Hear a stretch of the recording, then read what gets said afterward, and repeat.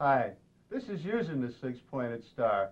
After you're competent and feel comfortable with the components the way that I've told you to use them, then you can move into using the six-pointed star. This will really put you in stroke. Once you can use the six-pointed star properly, you can use it to get in stroke and to stay in stroke. It's a ton of fun because it teaches you to put that cue ball on a string. You've heard that before. We talk about what the analogy means in some of these tapes. Once you got that cue ball on a string and you can move it around a table like God, you're going to call and thank me, guys. Hi, I'm Bert Kinnister. What I've got for you today is tape number 6, using the six-pointed star in my 9-ball and 8-ball series.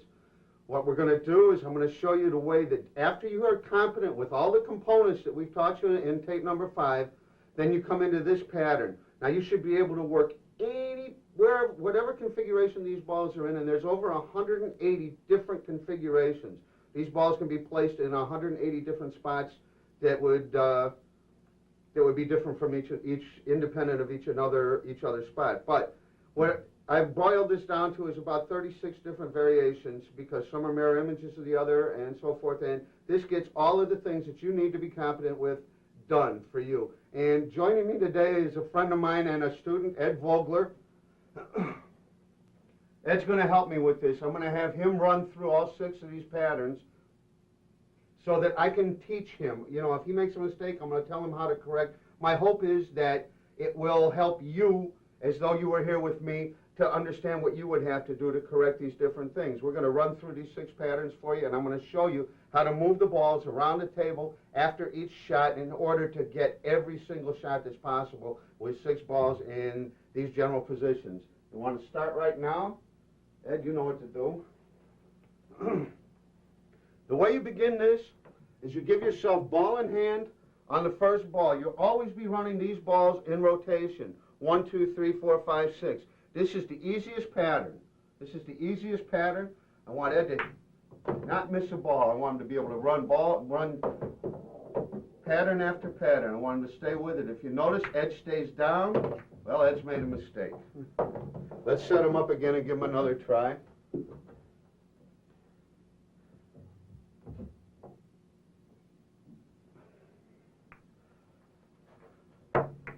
Okay. Now, we talked about 22.5-degree angles in the first tape.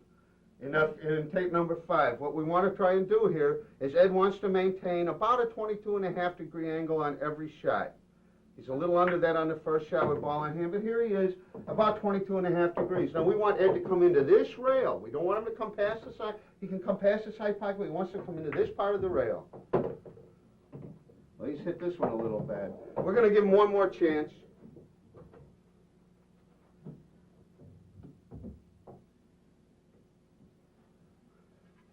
We're going to give him one more chance.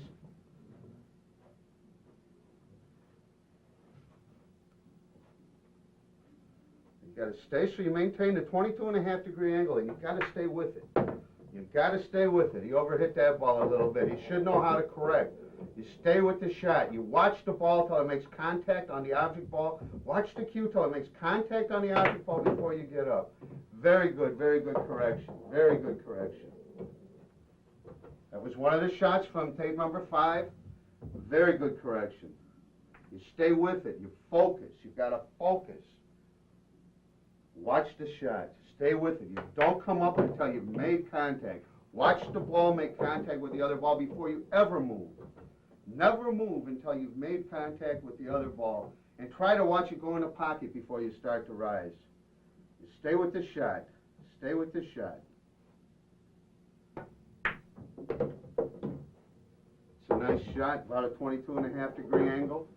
About a 22.5-degree angle.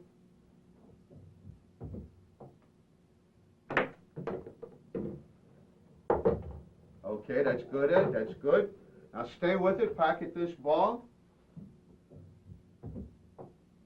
Okay, that's the first pattern that you're going to see. Now I want you to watch what I do.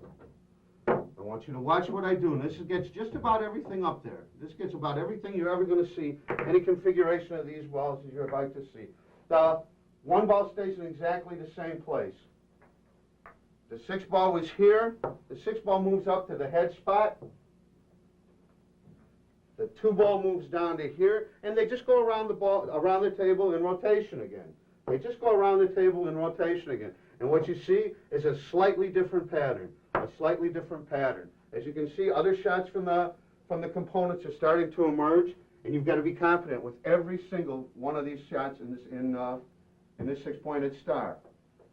I want Ed to stay with it. Follow that ball. Watch that ball. Watch contact. Stay with the shot. If you can't stay with the shot, it's a good shot, Ed. Just a few short months ago, Ed couldn't make a ball. Now he's turning into a coast-to-coast killer.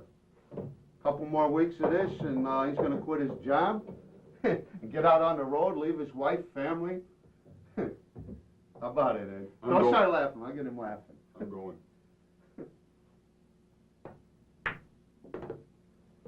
Stay with it, Ed. Stay with this shot. Finish every shot. You know how to finish every shot. You don't rise. You see it make contact. Watch it make contact. Here we are with one of the most difficult shots in this pattern. This is where everybody scratches cross side, or they might scratch cross corner. Everybody makes a mistake here. We've already gone through it in the components, what to do. See how he hits it. Hit it pretty good. Hit it pretty good. He's on that scratch line. We talked about that scratch line, but after all of this practice, he's avoided the scratch. That's a good job, Ed. That's a good job, Ed. Okay. Okay. Nothing does me up my heart better than to see one of these guys, one of my students playing this good. Playing this good. Okay. The 1 ball never moves. The 1 ball never moves. 1. The 6 was here. I find it easiest just to move with the 6. The 6 moves down 1. Let's see. It's going to be 1. And what will come up there? That'll be 5, 4, 3, and 2. Okay, here comes more parts of this pattern. Go ahead, Ed.